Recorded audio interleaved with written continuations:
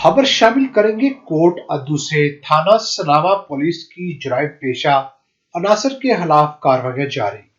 Police ने खतरनाक डकैत गैंग के सरगना समेत 4 मुलजमान को गिरफ्तार कर लिया। मजीद तफसीलात बता रहे हैं बाकर हुसैन कोट अद्दू से।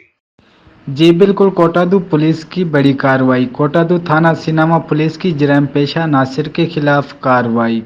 पुलिस ने खतरनाक डकैत गैंग सरगना समेत 4 मुलजमान गिरफ्तार कर लिए। मुलजमान के कब्जे से 9 लाख मालियत का लूटा हुआ सामान और जदीद हथियार बरामद किए। डीएसपी इजाज बुखारी का कहना था कि शहरियों के ताउन से ही जराइम पेशा पर काबू पाया जा सकता है। जी।